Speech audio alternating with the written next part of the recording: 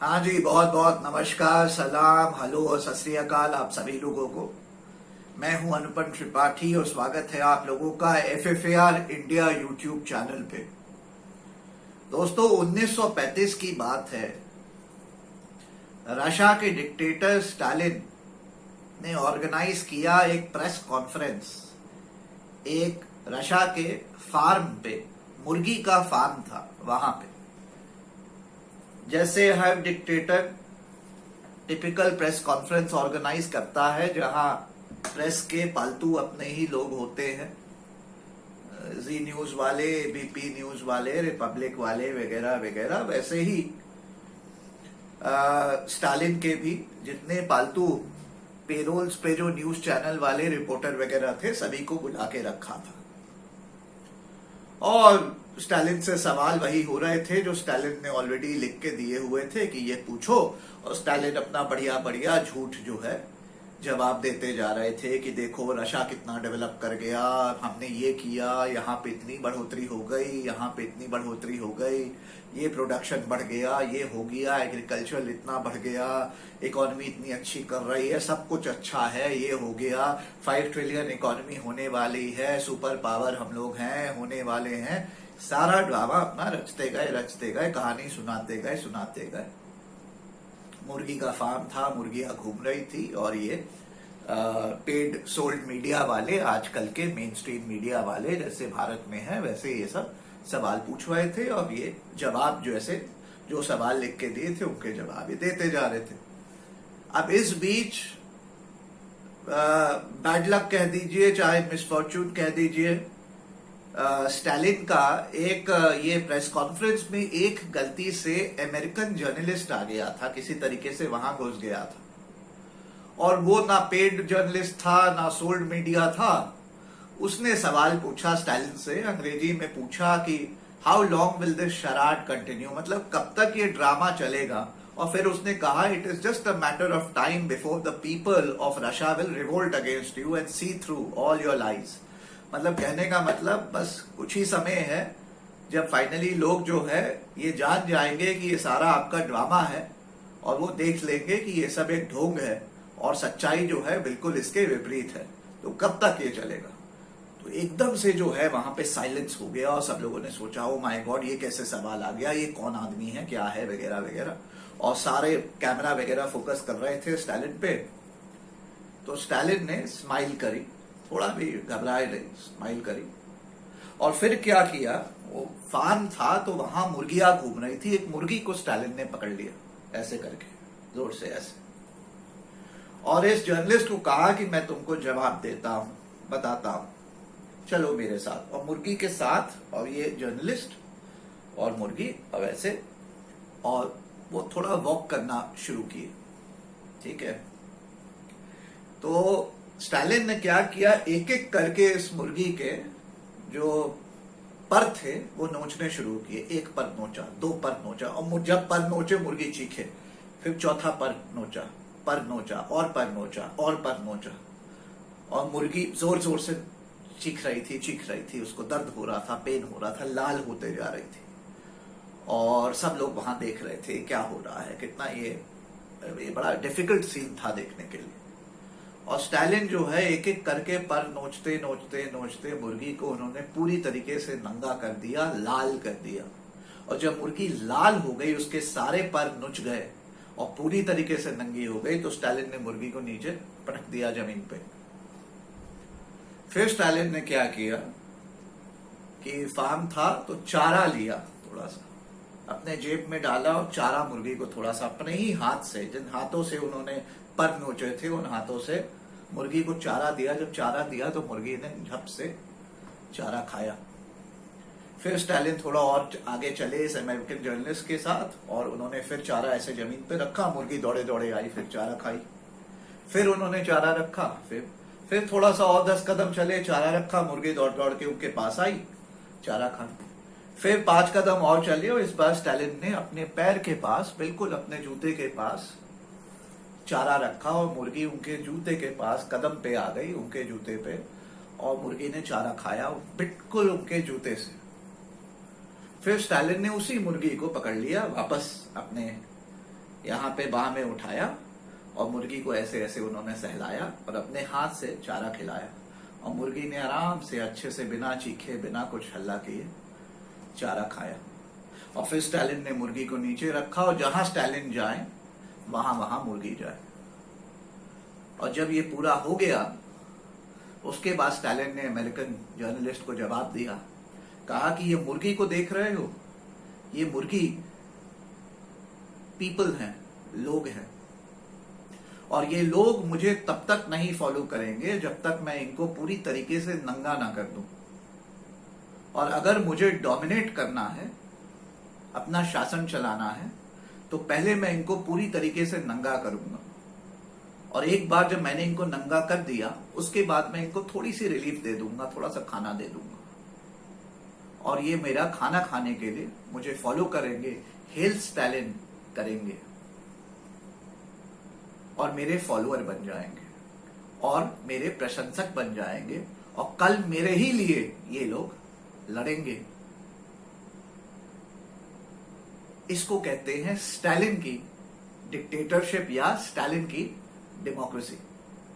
और स्टालिन ने कहा जब तक मैं ये नहीं करूंगा और मुर्गी के मैं सारे पर नहीं नोचूंगा और मैं ऐसे ही मुर्गी को खाना देते रहूंगा और अपना काम करूंगा, तो ये मुर्गी सोचेगी कि ये साहब हो गई है, ये कभी खाना खाएगी कभी नहीं खाएगी, इतराएगी, नखड़े करेगी। लेकिन एक बार मैं इसको पेन दूंगा और पूरे पर इसके नोच दूंगा और फिर मैं इसको खाना दूंगा, तो ये ऑब्लाइज्ड फील करेगी और मुझे अपना मालिक मानेगी और मुझे फॉलो करेगी, जहां मैं जाऊंगा मुझे फॉलो करेगी। दोस्तों, ये जो स्टोरी मैंने आपसे सुनाई ये एक रियल स्टोरी है 1935 की। स्टालिन के साथ ये हुआ था और ये स्टालिन ने किया था। इसी का एक और वर्जन है जो हिटलर वाली स्टोरी अक्सर गूगल वगैरह पे देखेंगे तो आती है कि हिटलर ने पार्लियामेंट में मुर्गी के साथ ये किया था। जांच पड़ताल पे पाया गया है, रिसर्च पे पाया गया है कि वो स्टोरी गलत है, लेकिन हिटलर की स्टोरी भी अक्सर सेम ये मुर्गी वाले एग्जाम्पल पे यूज की जाती है। इंटरेस्टिंग बात यह है कि ये 1935 की स्टालिन की डिक्टेटरशिप की रशा की स्टोरी है। आज हम लोग 2020 में हैं। समझदार को इशारा काफी है क्योंकि इस स्टोरी में शायद एक रिमार्केबल सिमिलैरिटी है। इसके आगे कुछ नहीं कहूंगा, समझदार को इशारा काफी है। क्यों? ये बड़ा ही सोचने वाला विषय है, गौर करने वाला विषय है दोस्तों, कि 73-74 साल हो गए हम लोगों को इंडिपेंडेंस मिले, आज भी रोटी कपड़ा मकान, 2 वक्त का खाना, ना रोड है, ना अस्पताल है, ना एजुकेशन है, ना इंफ्रास्ट्रक्चर है, ना बेसिक वैल्यू और डिग्निटी ऑफ ह्यूमन लाइफ है। आज भी इन चीजों से हम जूझ रहे हैं। जो भी नेता, जो भी पार्टी पावर में आती है, पहले बड़े बड़े आपको ड्रीम्स देती है, दिखाती है, 15 लाख वापस आएंगे, 2 करोड़ की जॉब्स दे दूंगा, 100 स्मार्ट सिटीज वगैरह वगैरह। उसके बाद कन्वीनियंटली पावर में आते ही सब भूल जाते हैं।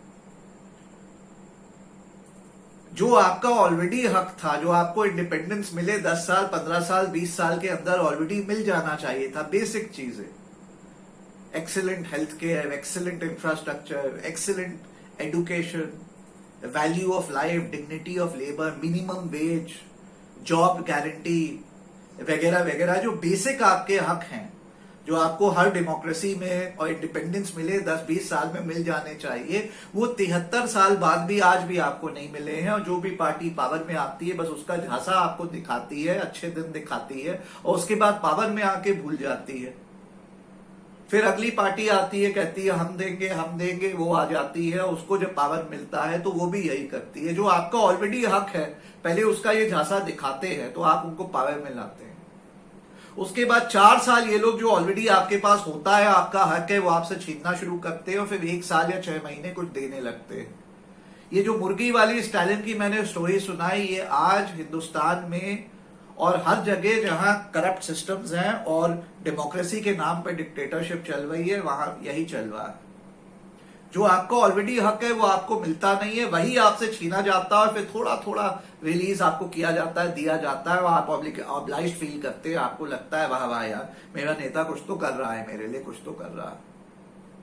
आप सवाल ही नहीं उठाते हैं कि भाई ये तो मेरा हक था, ये तो मुझे 50 साल पहले मिल जाना चाहिए था, तुम आज दे रहे हो और आज भी इंस्टॉलमेंट में इतना कम दे रहे हो, क्यों दे रहे हो? ऐसा क्यों है कि आज भी भारत में हमारे पास ना अच्छी रोडें है, ना अच्छा इंफ्रास्ट्रक्चर है, ना अच्छे अस्पताल है, ना अच्छा एजुकेशन है, वैल्यू ऑफ लाइफ नहीं है, डिग्निटी नहीं है, मिनिमम वेजेस नहीं है, जॉब गारंटी नहीं है? क्यों नहीं है? क्यों नहीं है? वेस्ट में क्यों सिंगापुर 30 साल में इतना आगे हो गया? क्यों बीजिंग चाइना 30 साल में इतना आगे बढ़ गया?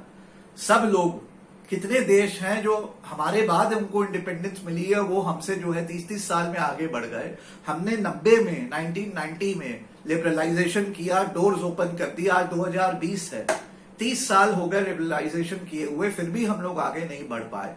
आज भी हमारे यहाँ रोटी, कपड़ा, मकान, बेसिक्स, सर्वाइवल, बेसिक चीजों के इश्यूज हैं।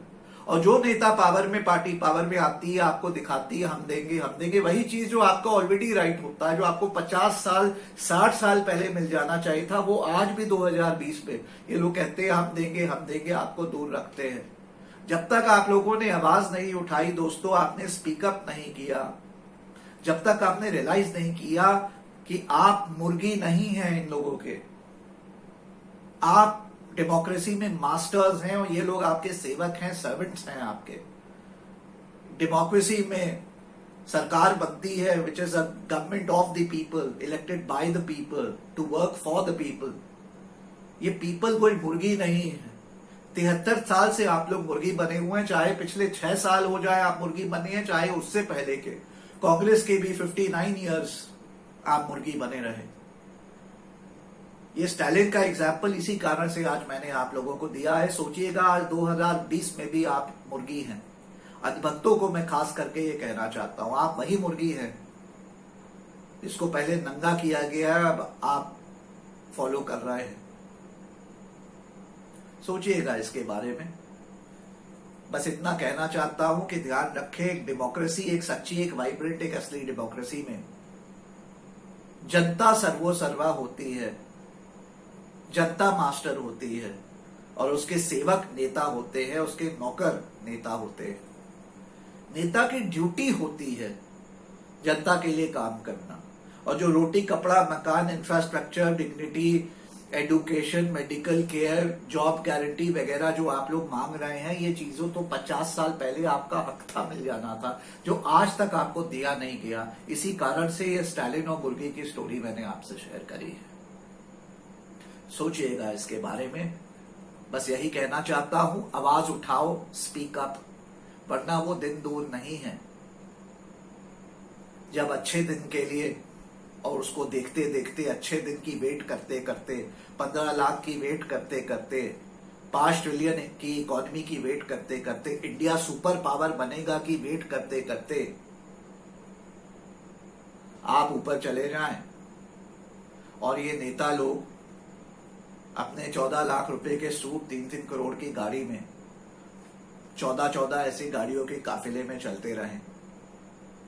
जब तक आप नहीं बदलेंगे, आवाज नहीं उठाएंगे, तब तक ये देश नहीं बदलेगा। ये देश आपसे है, इन नेताओं से नहीं है। ये नेता आपसे हैं, आप इन नेताओं से नहीं है, ये बात ध्यान रखिएगा। स्पीक अप, आवाज उठाइए।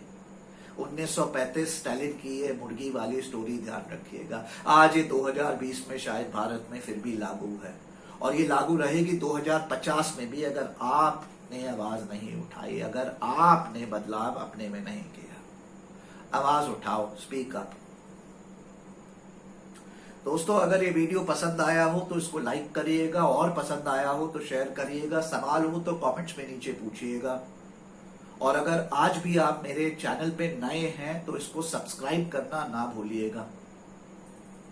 अगर आप FFAR इंडिया, जो कि एक 100% चैरिटी है, जो political activism, social activism, environmental activism, animal rights activism के लिए काम करती है, आप हमारे काम को अगर सपोर्ट करना चाहते हैं दोस्तों, तो ये ऊपर येलो में नंबर आ रहा है, हमारा पेटीएम नंबर है 9599349269। I repeat, 9599349269। इस नंबर पे आप पेटीएम कर सकते हैं। बूंद बूंद से समुंदर बनता है।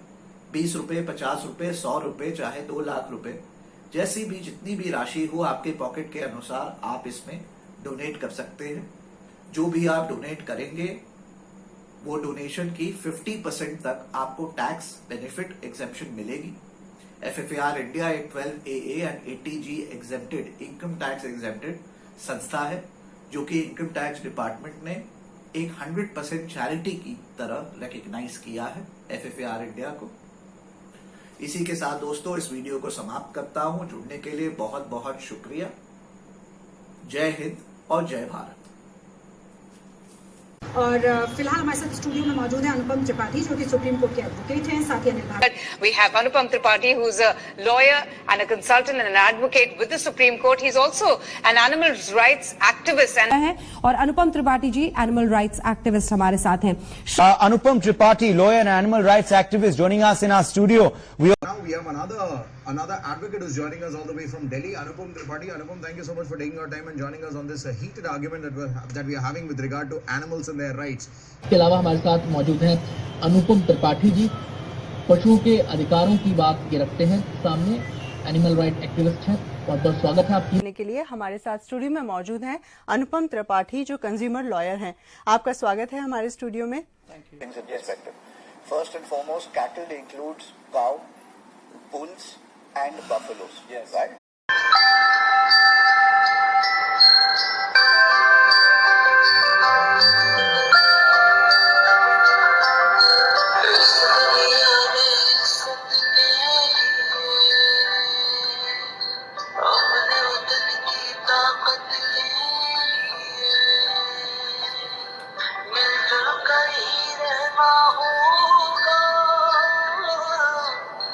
सबको अपना कहना होगा। भाई भाई भाई तुम मुस्लिम सिख ईसाई, भाई भाई भाई भाई हिंदू मुस्लिम सिख ईसाई, भाई भाई भाई भाई हिंदू मुस्लिम सिख ईसाई, भाई भाई भाई भाई हिंदू मुस्लिम सिख ईसाई।